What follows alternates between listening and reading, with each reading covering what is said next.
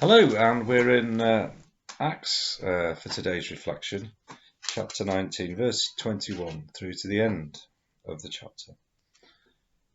We're in Ephesus with Paul. After all that had happened, Paul decided to go to Jerusalem, passing through Macedonia and Achaia. After I have been there, he said, I must visit Rome also. He sent two of his helpers, Timothy and Erastus, to Macedonia, while he stayed in the province of Asia a little longer. About the same time, there arose a great disturbance about the way. A silversmith named Demetrius, who made silver shrines of Artemis, brought in no little business for the craftsmen. He called them together, along with the workmen of related trades, and said, Men, you know we receive a good income from this business. And you see and hear how this fellow Paul has convinced and led astray large numbers of people here in Ephesus and in practically the whole province of Asia. He says that man-made gods are no gods at all.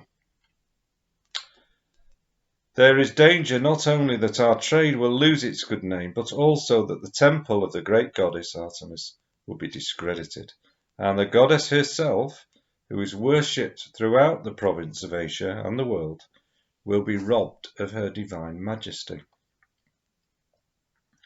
When they heard this, they were furious and began shouting, Great is Artemis of the Ephesians! Soon the whole city was in an uproar. The people seized Gaius and Aristarchus, Paul's travelling companions from Macedonia, and rushed as one man into the theatre. Paul wanted to appear before the crowd, but the disciples would not let him. Even some of the officials of the province, friends of Paul, sent him a message begging him not to venture into the theatre. The assembly was in confusion. Some were shouting one thing, some another. Most of the people did not even know why they were there. The Jews pushed Alexander to the front, and some of the crowd shouted instructions to him. He motioned for silence in order to make a defense before the people. But when they realized he was a Jew, they all shouted in unison for about 2 hours, Great is Artemis of the Ephesians. The city clerk quietened the crowd and said, Men of Ephesus, doesn't all the world know that the city of Ephesus is the guardian of the temple of the great Artemis and of her image, which fell from heaven? Therefore, since these facts are undeniable, you ought to be quiet and not do anything rash. You have brought these men here, though they have neither robbed temples nor blasphemed our goddess.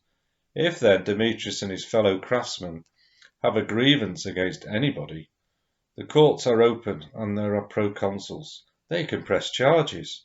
If there is anything further you want to bring up, it must be settled in a legal assembly. As it is, we are in danger of being charged with rioting because of today's events. In that case, we would not be able to account for this commotion, since there is no reason for it. After he had said this, he dismissed the assembly. What a dramatic passage this, isn't it? And it's funny, it made me reflect. We've known, sadly, in very recent times, of the impact of riots and the effect of large numbers of people rioting, all arising, of course, out of such tragic, awful circumstances. And there's a line in the passage, while these people were gathering and so on. Most of the people did not even know why they were there. And of course, this is what happens, isn't it, with large groups of people. who are baying, crying for something, opposing, notionally at least protesting about something, is that some of them are caught up in it and commit acts which do things which maybe they wouldn't think of themselves as doing. It's a frightening thing, isn't it, when this happens, when you get these gatherings of people. And this gathering here, of course, if you're looking at it objectively, you could say, well, you could maybe understand people being afraid and concerned about the impact of Paul's teaching, because it disrupted their way of life. If we think of this area now in Turkey, in Ephesus, this temple, which I think we can still go and see the remains of it. I haven't, but I believe it's possible. Not much there now, but this was, a big presence. And so Demetrius and it made, there was a whole industry around making silver shrines for people. It was a big business, and of course there were, as it says in our passage, there were associated trades, and there was a whole economy around. It makes me think a little bit of souvenir shops in places like Athens now in a small way, but there's people buy things, won't they, that are of the place, and in the case of these shrines, they believe there's a deity in Artemis, and that they have such significance for them.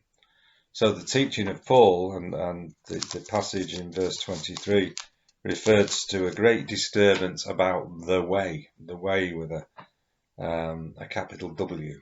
The way, of course, is Paul's teaching and Christianity, and the incompatibility of what Paul is saying in his teaching, and of course the God and the temple and the worshipping and the little silver shrines. They just don't go together, and this is why people are up in arms. And the silversmith Demetrius, who makes the shrines, evidently can see the potential impact of it. So we have a riot in Ephesus.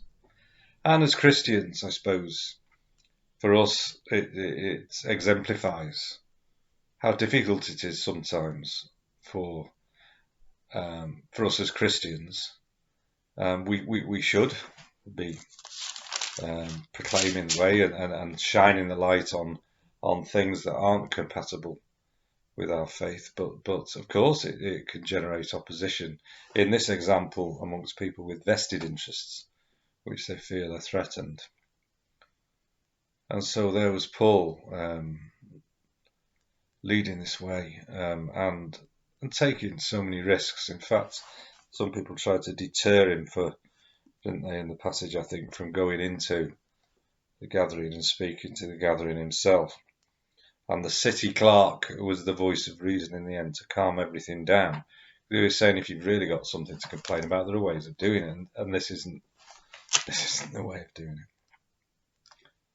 So yeah, our faith sometimes elicits, doesn't it, strong feelings, antipathy, opposition in the world, and that's something that as Christians we and other Christians in other parts of the world will be much more conscious of that and have experience of that, whereas we don't so much, do we? But we need to be mindful of that and pray about that. And as we reflect on this passage from Acts.